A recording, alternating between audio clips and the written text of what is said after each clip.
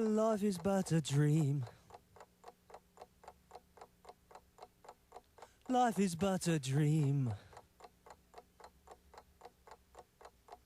Life is but a dream.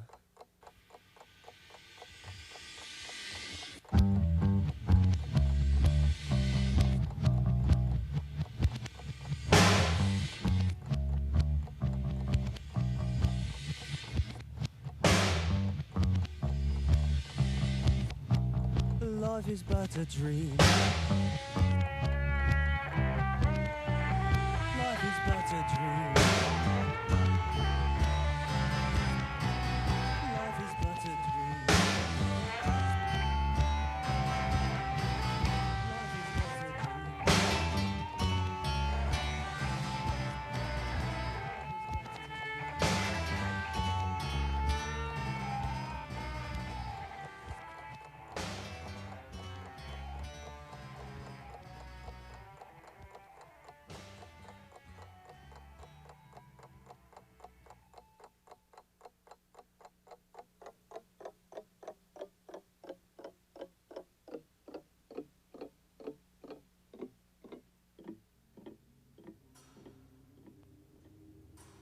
I had a dream, which was not all a dream.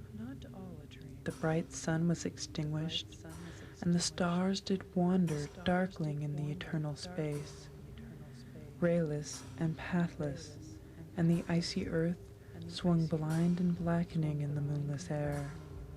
Morn came and went, and came, and brought no day, and men forgot their passions in the dread of this their desolation, and all hearts were chilled into a selfish prayer for light.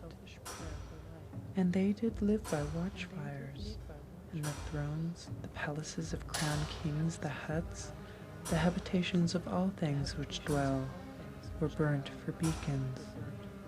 Cities were consumed, and men were gathered round their blazing homes to look once more into each other's face. A fearful hope was all the world contained. Forests were set on fire, but hour by hour they fell and faded, and the crackling trunks extinguished with a crash, and all was black. The brows of men, by the despairing light, wore an unearthly aspect, as by fits the flashes fell upon them. Some lay down and hid their eyes and wept, and some did rest their chins upon their clenched hands and smiled. And others hurried to and fro and fed their funeral piles with fuel, and looked up with mad disquietude on the dull sky, the pall of a past world, and then again with curses cast them down upon the dust, and gnashed their teeth and howled. The wild birds shrieked, and terrified did flutter on the ground, and flap their useless wings. The wildest brutes became tame and tremulous, and vipers crawled and twinned themselves among the multitude, hissing but stingless. They were slain for food, and war, which for a moment was no more, did glut himself again.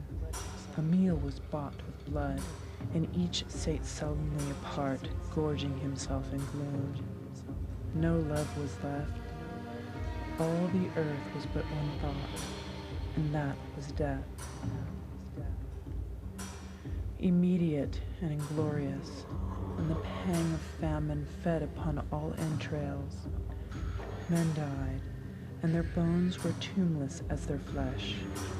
The meager by the meager were devoured. Even dogs assailed their masters, all save one, and he was faithful to a course, and kept the birds and beasts and famished men at bay, till hunger clung them, or the dropping dead lured their lank jaws. Himself sought out no food, but with a piteous and perpetual moan, and a quick, desolate cry, licking the hand which answered not with a caress. He died.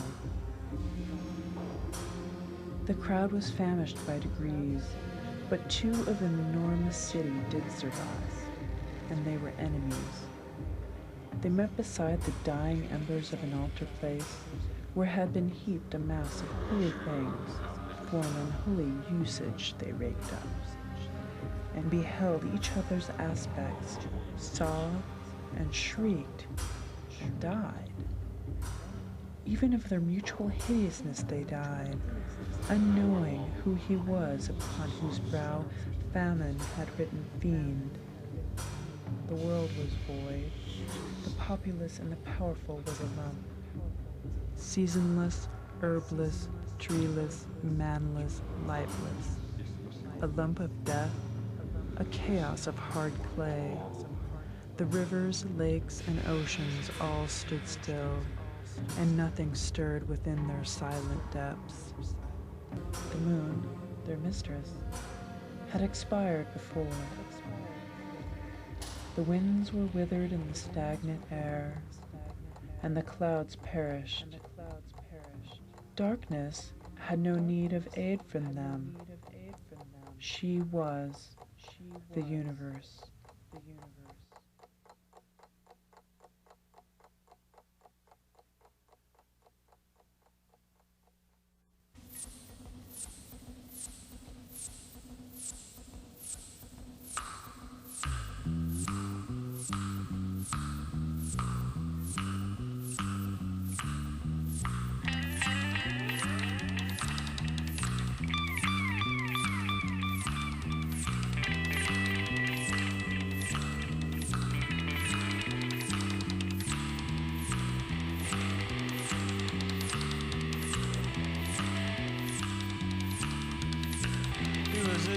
Half awake, half asleep. The walls of the room seemed to alter angles, elongating and shrinking alternately, then twisting around completely so that he was on the opposite side of the room. A trick of the light and too much caffeine, he thought. Then came a knock on the door, and this sound was the same dark brown tone as the wood of which the door was made. At first he thought that he had imagined it, as it would not have been out of place with the other strange hallucinatory events of that night, but then it came again, only heavier this time, and with a sense of real urgency. So pulling himself up and stepping through pools of moonlight and shadow, he made his bleary way across the room towards the door, and slowly, apprehensively, raised the latch.